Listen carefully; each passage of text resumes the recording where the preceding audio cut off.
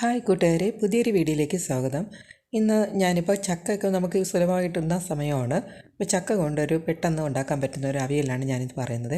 വേഗം തന്നെ നമുക്ക് വീഡിയോയിലേക്ക് പോകാമേ. ഇത് റെഡിയാക്കി എടുക്കാനായിട്ട് ഞാനിപ്പോൾ കുറച്ച് ചക്കയും ചക്കക്കുരു എടുത്തു വെച്ചിട്ടുണ്ട്. അതൊക്കെ ഞാൻ തൊലിയൊക്കെ മാറ്റി ചവണിയൊക്കെ മാറ്റി വൃത്തിയാക്കി എടുത്തു വെച്ചിട്ടുണ്ട്. ഇത് നമ്മൾ സാധാരണ കൂഴച്ചക്കയിലാണ് ചെയ്യുന്നത്.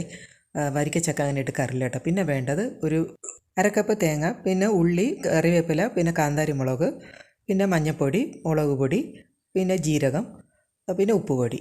ഇത്രയാണ് ആവശ്യം. ഇനി ഒരു ജാർ, നമുക്ക് മിക്സിയുടെ ജാർ എടുക്കാം. അതിലേക്ക് ഈ തേങ്ങ നമുക്കൊന്ന് ആദ്യം ഇടാം.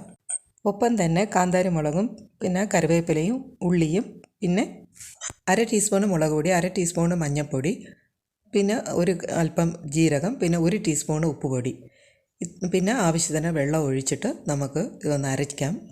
അപ്പോൾ അരച്ച് കൊണ്ടുവരുമ്പോൾ ഈ ഒരു പരുവമേ പാടുള്ളൂ. നമ്മൾ ഫൈനായിട്ട് അരയ്ക്കാൻ പാടില്ല കേട്ടോ. ഞാനിപ്പോൾ ഒരു കുക്കറാണ് എടുക്കുന്നത്. അതിലേക്ക് നമുക്ക് ഈ ചക്ക മുഴുവനായിട്ട് ഇടാം. നിങ്ങൾക്ക് വേണമെങ്കിൽ ഇതിന് പകരം നമ്മൾ സ്റ്റൗവിൽ ഒരു സാധാരണ ഒരു പാത്രം വെച്ച് വേവിച്ചാലും മതി കേട്ടോ. അപ്പോൾ ഞാനിപ്പോൾ കുക്കറിലാണ് ചെയ്യുന്നത്. അതിലേക്ക് ഒപ്പം തന്നെ നമുക്ക് തേങ്ങ അരപ്പും കൂടെ ചേർത്ത് ഒന്നുകൂടെ ഒന്ന് മിക്സ് ചെയ്ത ശേഷം നമുക്ക് അടുപ്പിൽ വെക്കാമേ. ഇല്ല, നമ്മൾ സാധാരണ മറ്റേ സ്റ്റൗ നമ്മൾ പാത്രത്തിലാണ് ചെയ്യുന്നതെങ്കിൽ അതൊന്ന് വെന്തതിന് ശേഷം മാത്രം, ഒരു അര പരുവമായതിന് ശേഷം മാത്രം നമ്മൾ അരപ്പിട്ടാൽ മതി കേട്ടോ. ഇതിപ്പോൾ ഞാനിപ്പോൾ കുക്കറിലായതുകൊണ്ടാണ് ഇപ്പോൾ എല്ലാം ഒരുമിച്ച് ചെയ്യുന്നത്. ചക്കക്കുരു വേകേണ്ട വെള്ളമാണ് നമ്മൾ ഒഴിക്കേണ്ടത് കേട്ടോ. അത് ആവശ്യത്തിന് ഒഴിച്ചിട്ട് ഞാനിപ്പോൾ 3 വിസിലാക്കി ഇപ്പോൾ കൊണ്ടുവന്നിട്ടുണ്ട് കേട്ടോ. അത് തണുത്ത ശേഷം നമ്മൾ പച്ച വെളിച്ചെണ്ണ ഞാനിപ്പോൾ മേളിലൊന്ന് തൂകുന്നുണ്ട്.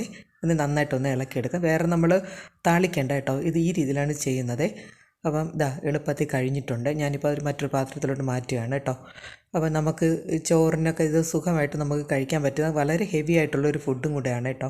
അപ്പോൾ സാധാരണ ഞാനങ്ങനെ ചക്ക കഴിക്കാത്തതാണ്, പക്ഷേ എനിക്ക് ഈ രീതി വയ്ക്കുന്നതിന് ഭയങ്കര ഇഷ്ടമാണ് കേട്ടോ. അപ്പം ചക്കക്കുരുവൊക്കെ ഒന്നിച്ച് കഴിക്കാനൊക്കെ ഭയങ്കര ഇഷ്ടമാണ്. അപ്പം എല്ലാവരും ഒന്ന് ട്രൈ ചെയ്യുക. ഇഷ്ടപ്പെട്ടാൽ ഒന്ന് ലൈക്ക് ചെയ്യുക, മറ്റുള്ളവർക്ക് ഷെയർ ചെയ്ത് കൊടുക്കുക. പുതിയൊരു വീഡിയോ ആയിട്ട് കാണാം. Okay, thank you friends.